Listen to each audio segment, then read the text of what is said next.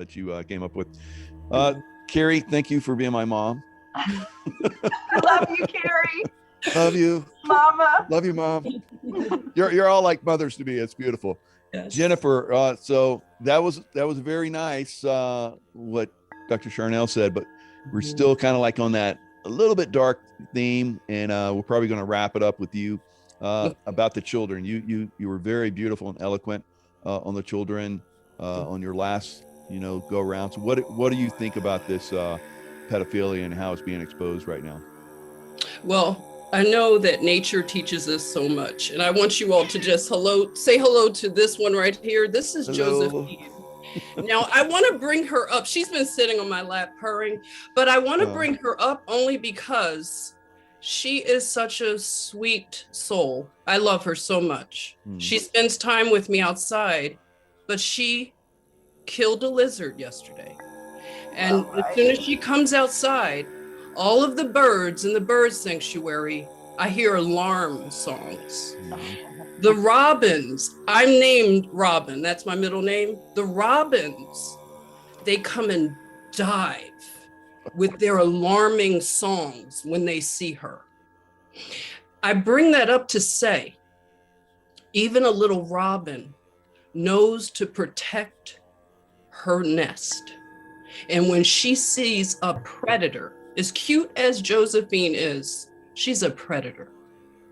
I feed her wonderful food, but she killed a lizard yesterday. Dang. That's nature, right? It's very cruel. Now, for us spiritual people, we know that nature is not balanced right now. I don't believe that Josephine would kill that lizard and terrify those robins if we weren't in balance. You know what I'm saying?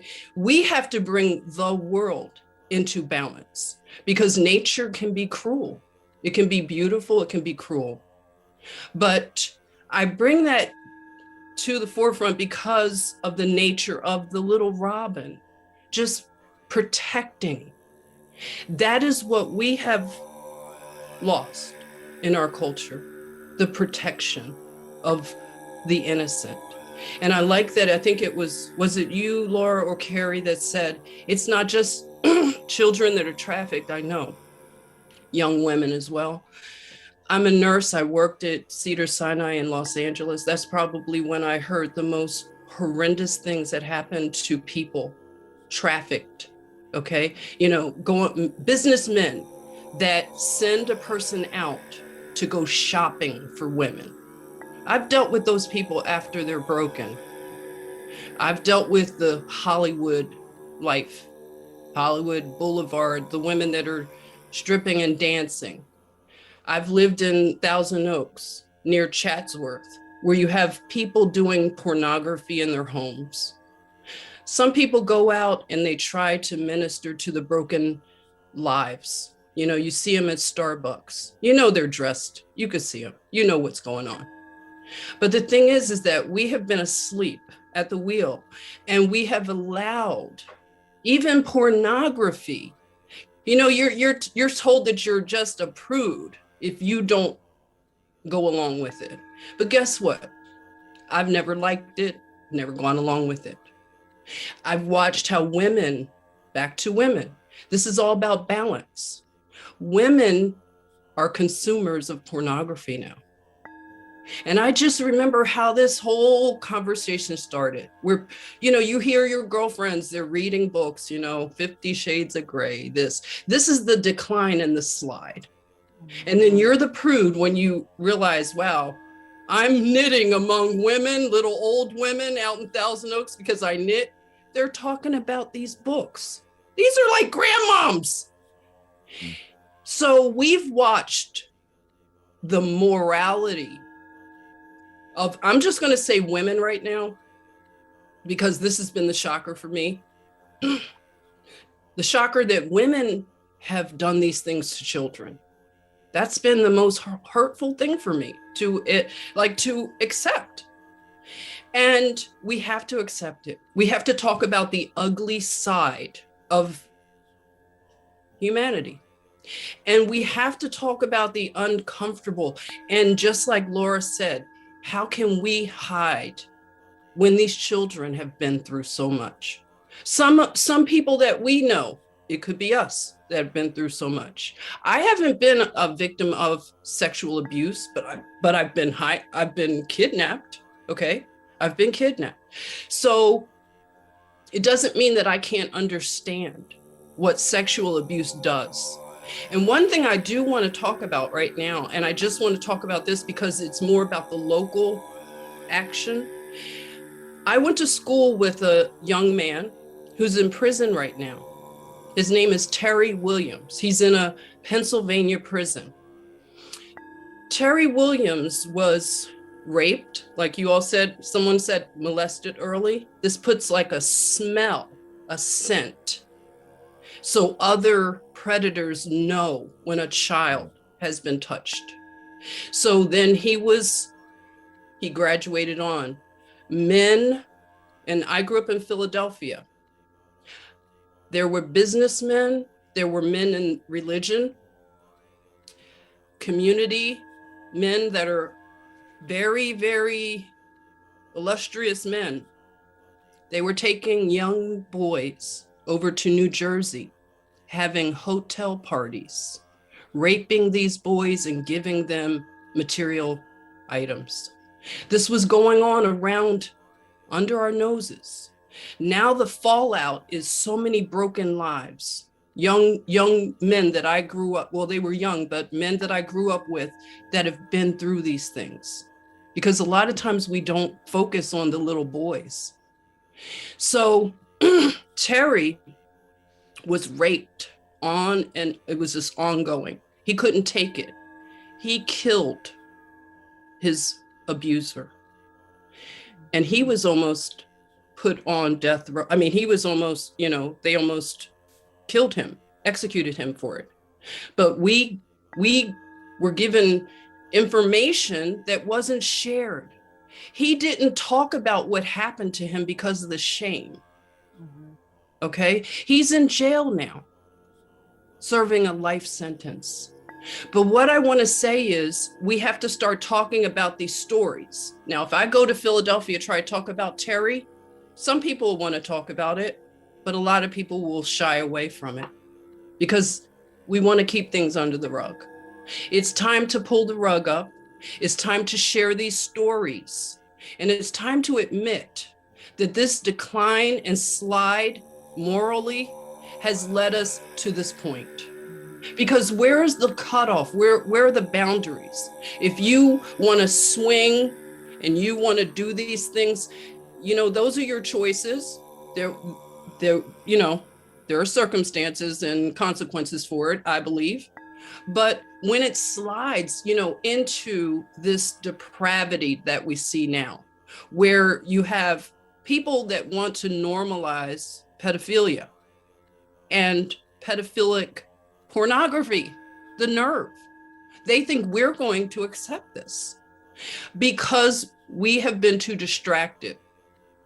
A lot of us need to heal our own trauma. And that's where I want to enter the battlefield, because the warrior is also the healer. So we have to talk about the uncomfortable stories. We have to look at it. It's just like what I brought up about abortion. Oh my God, nobody wants to talk about abortion, that they've had one. But it's time to talk about it, because guess what? If you've had an abortion, the good news is you can be healed. You can be healed.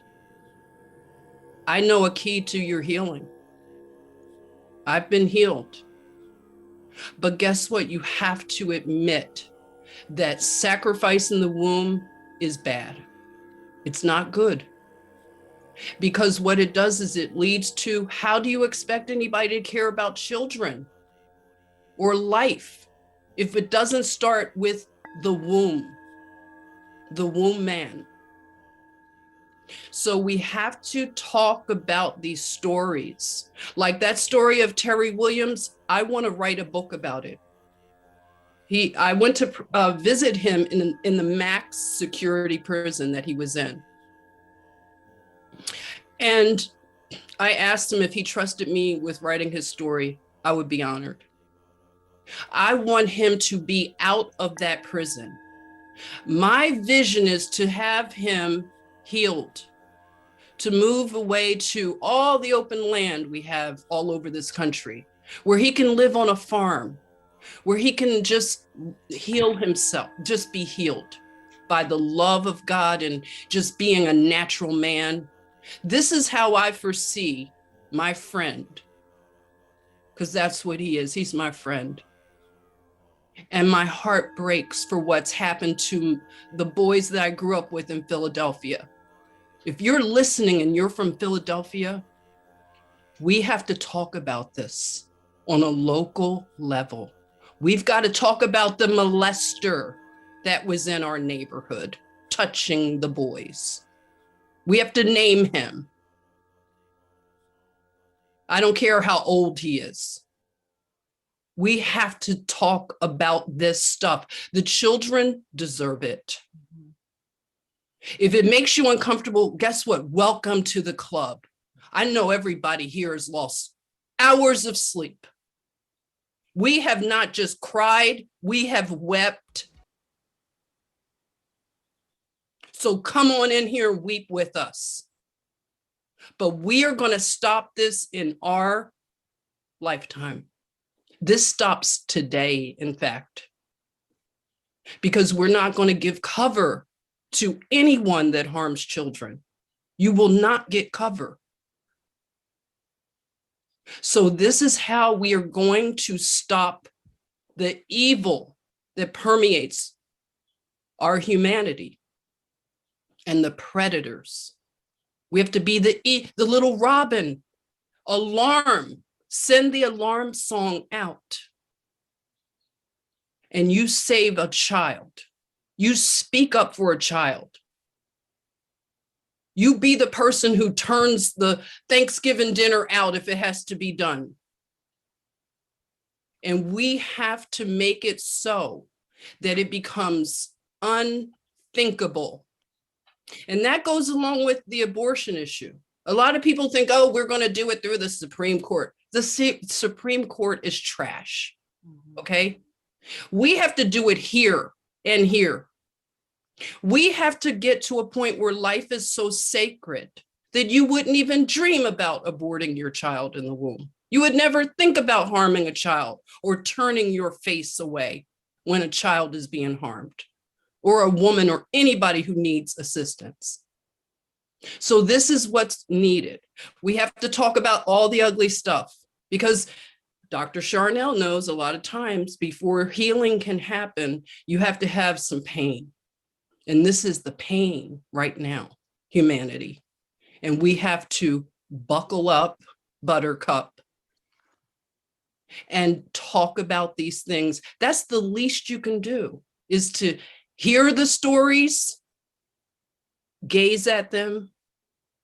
Sometimes the graphic knowledge of it is what's needed. You know, sometimes the people have to see what an abortion looks like. They have no idea. How about you look at what it is? How about we look at the things that are going to harm, it's just going to undo you. But there's healing there. And there's going to be more healing. And trauma, we're understanding it more. We're talking about trauma. And a lot of trauma is going to be healed and alchemically transmuted through healing the child. And I want to share this one beautiful thing to just wrap up with what I'm saying. I discovered an amazing magical place called Cumberland Island, and it's off of Georgia. When I go to this place, it takes me back to childhood. It has to be a portal. I don't know if you've been there. It's a national beach. When I have gone to this place, I'm telling you, there has been some layers of healing that happened. You know, you take off your shoes, you walk the dusty, sandy paths, butterflies are flying all around you, all around your face. It's just wild horses everywhere, beaches.